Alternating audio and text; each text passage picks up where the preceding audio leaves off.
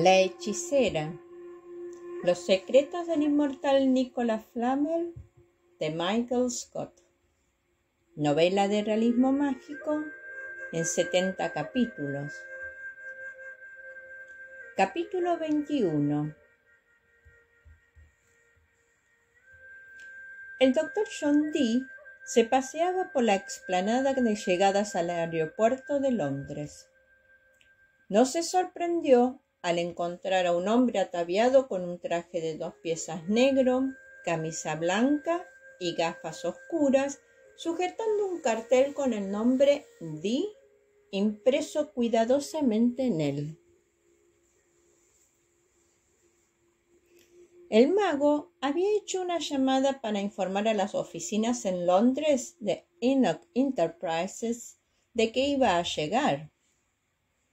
«Soy el Dr. John Dee», anunció, mientras le entregaba a aquel hombre su maleta, pero mantenía consigo la bolsa donde guardaba su ordenador portátil. «Sí, señor, le he reconocido. Sígame, por favor». Dee enseguida advirtió un leve acento de Oriente Medio en aquel hombre. Estaba casi seguro de que era de origen egipcio. Siguió al extraño hasta la limusina negra y anónima aparcada justo en la zona de llegadas del aeropuerto, donde estaba prohibido estacionar.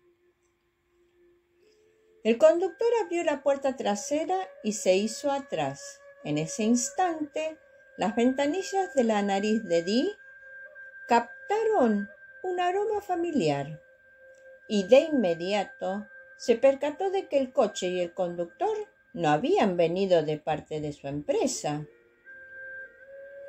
Durante un segundo, Dee pensó en dar media vuelta e huir, pero entonces se dio cuenta de que no tenía a dónde ir. «Gracias», respondió educadamente mientras se deslizaba hacia el oscuro interior del vehículo. La puerta se cerró con un chasquido suave y neumático. El olor en el compartimento cerrado era suficientemente intenso para impedirle respirar. Se sentó tranquilamente y escuchó el ruido sordo que produjo el conductor al colocar su maleta en el maletero. Momentos más tarde, el coche arrancó suavemente y se dirigió silenciosamente hacia una curva. El mago posó la bolsa que contenía su ordenador portátil junto a él. Después se giró para observar la figura encapuchada que sabía, sin duda alguna, que estaría sentada al otro lado del asiento de cuero. Dibujando una sonrisa forzada, el mago realizó una leve reverencia. «Madame, debo admitir que estoy sorprendido y encantado, por supuesto, de verte aquí». La figura que permanecía en la sombra se movió y el cuero del asiento crujió. Acto seguido, la luz del interior del coche se encendió y Dee, aunque ya sabía qué vería por el olor de aquella criatura desprendía, no pudo evitar quedarse atónito y con la mirada fija y aterrada sobre la gigantesca cabeza de gato que tenía a tan solo unos pocos centímetros de distancia. Gracias a la luz, el mago pudo distinguir claramente los colmillos y los gruesos bigotes de la bestia. La oscura, inmemorial Bastet alzó la cabeza y clavó sus enormes ojos amarillos de pupilas rasgadas en él. «Realmente empiezas a caerme mal, Dr. John Dee», gruñó. El doctor tuvo que obligarse a sonreír. Acto seguido, bajó la vista de sus afilados colmillos y se sacudió una mota de polvo invisible de la manga. «Ahora ya formas parte de la mayoría. caigo mal a muchas personas, pero lo justo es justo, añadió con indulgencia. Yo también siento aversión y poca simpatía por muchas personas, de hecho, por la mayor parte de personas, pero créame, madame, en el fondo, solo velo por nuestro interés. De repente la luz se apagó y Bastet volvió a hacerse invisible en la oscuridad. Una idea se cruzó por la mente de Dee y éste enseguida preguntó: «Creí que tu aversión por el hierro te impedía utilizar comodidades modernas como el coche». «El hierro no me resulta tóxico. A diferencia de otros inmemoriales, puedo tolerarle durante breves periodos de tiempo. Y este vehículo está compuesto básicamente de fibra de carbón». Dee asintió con un gesto serio mientras filtraba la información que Bastet acababa de proporcionarle. El hierro no era tóxico para todos los inmemoriales. Él siempre había supuesto que fue precisamente la aparición de este material lo que los alejó a los inmemoriales de este mundo. Después de más de 400 años a su servicio, había cantidad de información que aún no conocía. El coche redujo la velocidad y después se detuvo. A través de la ventanilla polarizada, Dee solo lograba vislumbrar el semáforo rojo. Esperó hasta que la luz cambió a verde antes de volver a pronunciar palabra. «¿Puedo preguntarte qué te ha hecho enojarte?», murmuró. Le satisfacía comprobar que era capaz de mantener la voz firme, sin temblores. Bastet era una inmemorial de la primera generación y una de las primeras soberanas de Danutalis. Después de que la isla se sumergiera, se convirtió en objeto de veneración durante varias generaciones en Egipto. Además, varios países y culturas como la Inca o la China honraban a los felinos en memoria de aquella época en que Bastet caminaba por el antiguo mundo humano. Dee percibió el sonido del papel crujir y el girar de las páginas. En ese instante se percató de que la inmemorial estaba leyendo en absoluta oscuridad. «Eres la encarnación de los problemas, doctor Dee. Puedo olerlo en esa ridícula aura de azufre que posees», respondió, mientras se distinguía el sonido del papel haciéndose trizas de forma metódica y lenta. «He examinado detenidamente tu expediente y la verdad es que la lectura no ha sido muy inspiradora. Quizá fueras nuestro primer agente en este mundo, aunque pongo en duda que haya sido especialmente útil. Has fracasado una y otra vez en tu misión de capturar al matrimonio Flamel y has dejado un rastro de muerte y destrucción a tu paso. Tu tarea era proteger la existencia de los inmemoriales y hace solo 3 días destruiste no solo uno, sino 3 mundos de sombras interconectados. Esta última aventura en París casi desvela nuestra presencia en los humanos. Incluso permitiste que Nighthawk arrasara las calles de la capital francesa. Eso, en realidad, fue una idea de Maquiavelo, empezó el mago. Varios inmemoriales piden tu destrucción, continuó Bastet con un gruñido profundo.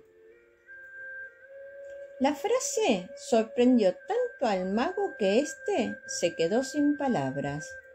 Pero yo sirvo a los oscuros inmemoriales con lealtad. Lo he hecho durante siglos, protestó con tono lastimero. Tus métodos son crueles, anticuados, prosiguió la inmemorial con cabeza de felino. Fíjate en Maquiavelo. Es como un bisturí, limpio y preciso. Tú eres una espada de 2 filos, ordinario y torpe. Antaño estuviste a punto de convertir esta misma ciudad en cenizas. Tus criaturas asesinaron a 1 millón de humanos en Irlanda y 130.000 perecieron en Tokio.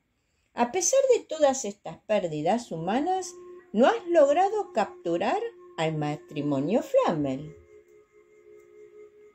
Me dijeron que capturara a los Flamel y al Codex utilizando todos los medios que necesitara. Esa era la prioridad, contestó bruscamente Dee, un tanto enfadado.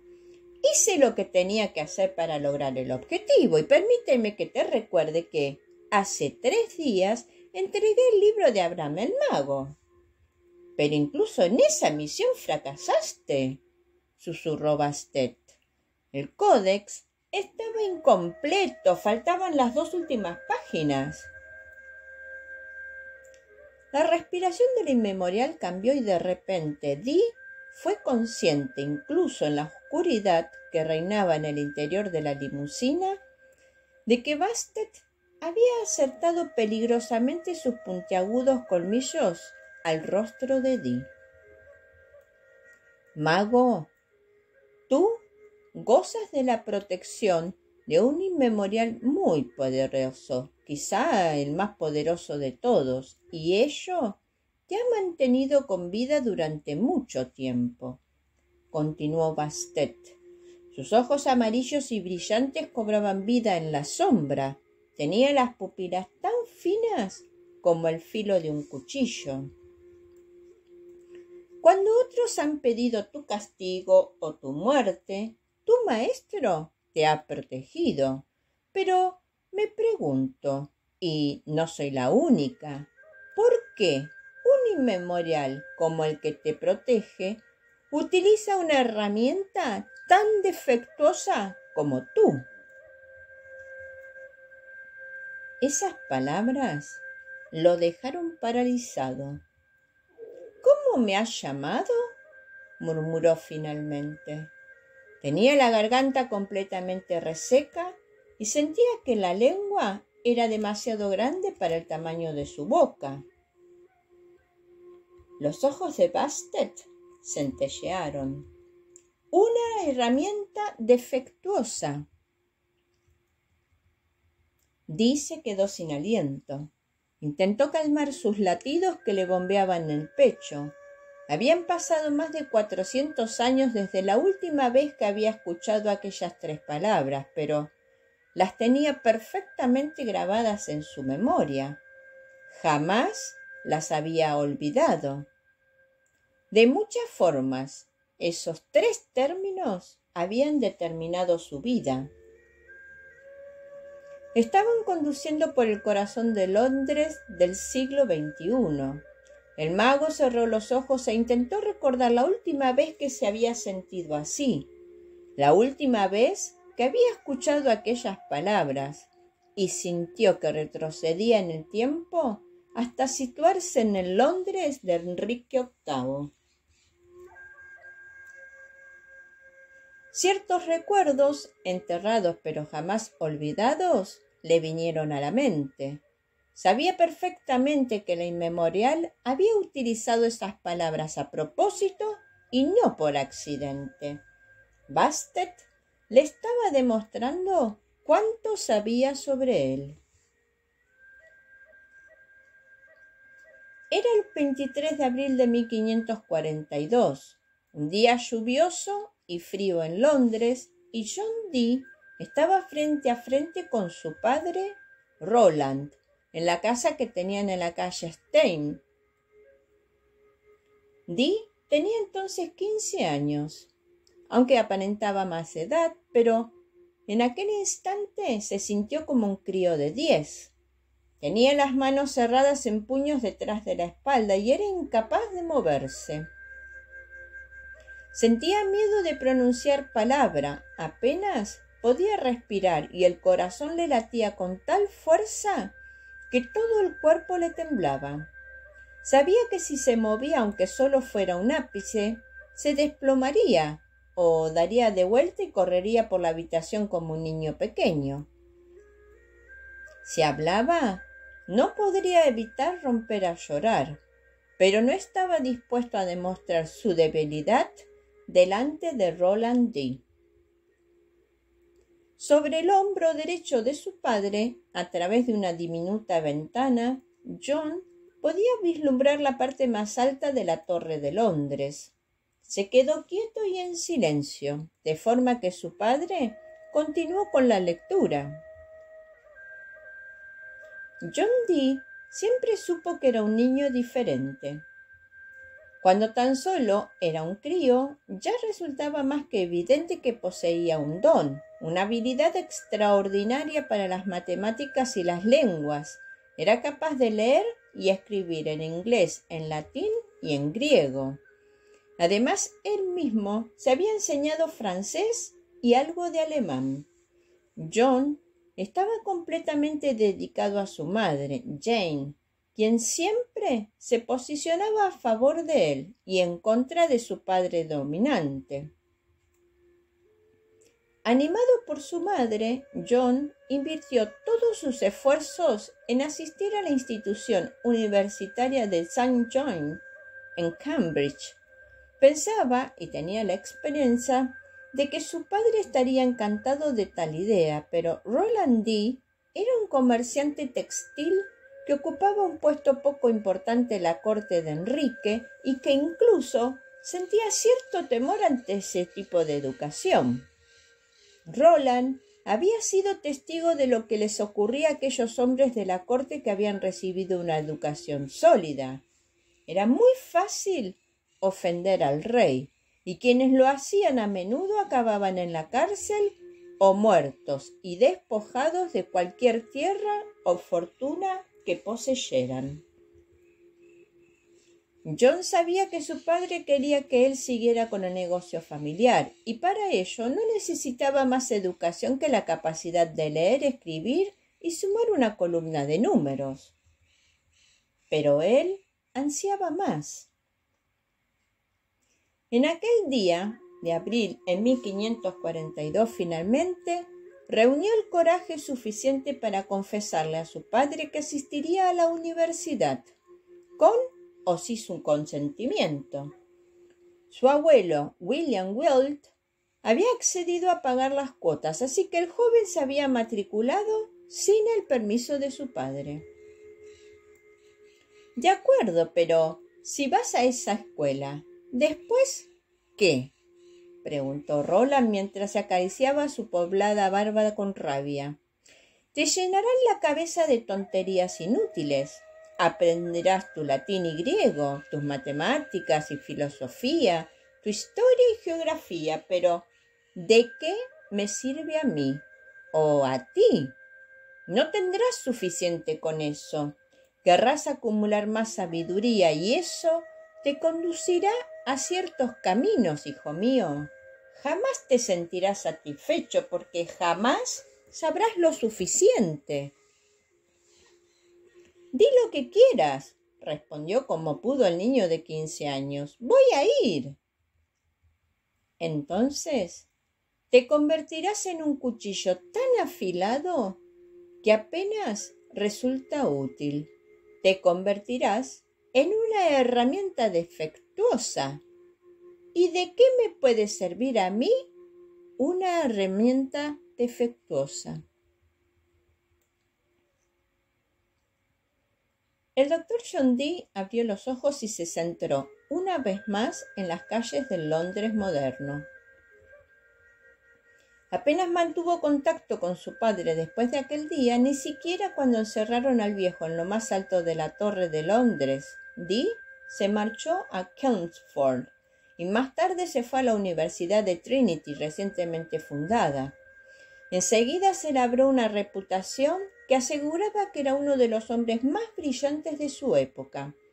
Había momentos en que recordaba las palabras de su padre y reconocía que Roland Dee había estado en lo cierto. Su búsqueda por la sabiduría era insaciable, lo cual le condujo a caminos oscuros y peligrosos, En la última instancia, le condujo a los oscuros inmemoriales. Y en algún lugar de lo más profundo de su mente, en el rincón más oscuro y secreto donde guardaba y enterraba los recuerdos más dolorosos, merodeaban esas 3 amargas palabras: una herramienta defectuosa. Sin importar todos sus logros, sus extraordinarios éxitos, sus fantásticos descubrimientos y sus asombrosas precisiones, incluso su inmortalidad y su relación con los personajes que habían sido venerados durante generaciones como dioses y mitos, aquellas 3 palabras le molestaban, ya que, en secreto, temía que su padre también hubiera tenido razón en eso. Quizá era una herramienta defectuosa. El mago se aclaró la garganta, levantó la frente del cristal de la ventanilla, dibujó una risa burlona en el rostro y se giró hacia el sombrío interior del coche. No tenía la menor idea de que guardaban un expediente sobre mí. Bastet cambió de postura y el cuero del asiento crujió. Tenemos expedientes y archivos de cada ser humano, mortal e inmortal, que está a nuestro servicio. El tuyo parece ser mayor que todos los demás juntos.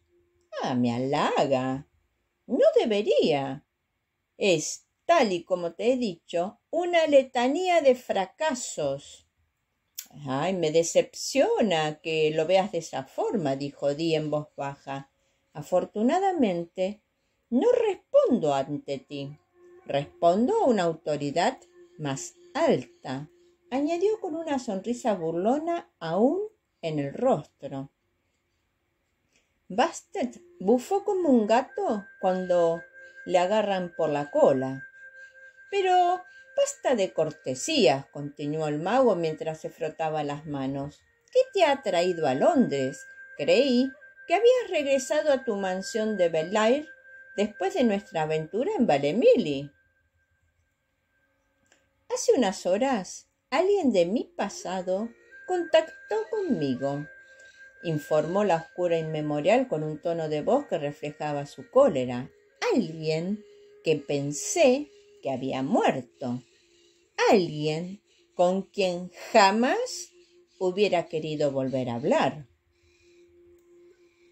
No estoy seguro de que eso tenga que ver conmigo, empezó el mago. Marter Ultor contactó conmigo. Dee se irguió. En ese instante sus ojos ya se habían adaptado a la oscuridad, de forma que podía distinguir la silueta de la cabeza gatuna de Bastet en la sombra con la ventanilla rectangular de fondo. ¿Marte ha hablado contigo? Por primera vez en siglos. Me ha pedido que te ayude. Dee asintió. Cuando había abandonado las catacumbas, el inmemorial aún no había respondido a su oferta de llevar a los mellizos a París y obligar a Sophie a deshacer el hechizo. El cuero volvió a crujir y el olor a felino que desprendía la diosa se intensificó. ¿Es cierto?, preguntó la inmemorial. Estaba tan cerca de Dee que éste tuvo que retroceder para evitar su apestoso aliento. El mago giró la cara y parpadeó para quitarse las lágrimas de los ojos. ¿El qué es cierto? ¿Puedes librarle? La bruja le condenó y se trata de una condena que no piensa perdonar. Una de las razones de por qué el mago inglés había sobrevivido en la corte letal de la reina Isabel y durante siglos posteriores era que él jamás hacía una promesa que no podía cumplir o una amenaza que no pensaba llevar a cabo. Se tomó un segundo para considerar la respuesta y con sumo cuidado intentó mantener su expresión neutral. A pesar de la oscuridad que reinaba en la parte trasera del vehículo, sabía perfectamente que la inmemorial de cabeza de gato veía a la perfección, pues la oscuridad no impedía su visión. La bruja ha transmitido toda su sabiduría y tradiciones populares a la chica, Sophie, de la cual sabemos con certeza que es uno de los mellizos de la leyenda. Incluso la joven admitió que sabía cómo invertir el hechizo, pero cuando Marte le rogó que lo hiciera, ella se negó. Todo lo que tengo que hacer es darle una buena razón para que la próxima vez que se lo pidamos no se niegue, explicó. Después esbozó una sonrisa y añadió: puedo ser muy persuasivo. La escura inmemorial gruñó. Al parecer, la idea no te entusiasma. Pensaba que estarías encantada de tener a alguien como Marte en tus filas. La inmemorial soltó una carcajada y un sonido horrendo. Tú no sabes nada sobre Marte Ultor, el Vengador, ¿verdad? El mago permaneció en silencio unos segundos antes de contestar. Bueno, conozco algunos de los mitos, admitió. Antaño fue un héroe. Después se convirtió en un monstruo, relató Bastet en voz baja. Una fuerza de la naturaleza difícil de amansar, impredecible y mortífero. Parece que no les tienes mucho aprecio. ¿Aprecio?, repitió Bastet. Le quiero. Y precisamente porque le quiero, no creo que sea una buena idea que lo merodee por este mundo otra vez. Un tanto confundido, Dee negó con la cabeza. ¿Pensabas que necesitaríamos a Marte en la batalla que libraremos en breve? Es más probable que su rabia devaste este mundo y todos los mundos de sombras que lo rodean. Por ello, algún héroe humano o guerrero inmemorial se verá obligado a destruirlo por completo. Al menos en las catacumbas sé dónde está y sé que está a salvo. Dee intentaba desesperadamente dar sentido a lo que estaba escuchando. ¿Cómo puedes afirmar que le quieres y, sin embargo, preferir que esté condenado a esa muerte en vida? Dee sintió más que escuchó el silbido de las uñas cortando el aire que vagaba cerca de su cara. Percibió el sonido de las uñas clavándose y rasgando el cuero del asiento. Cuando se decidió a hablar, la voz del inmemorial temblaba de emoción. Las culturas humanas han llamado a Marte por varios nombres a lo largo de los años. Yo le llamo Horus y es mi hermano pequeño. Atónito, Dee se recostó en el asiento. Entonces, ¿por qué la bruja le condenó?, preguntó. ¿Estás sugiriendo que ese hechizo en realidad le protege? Porque ella le quería más que yo. La bruja de Endor es su esposa.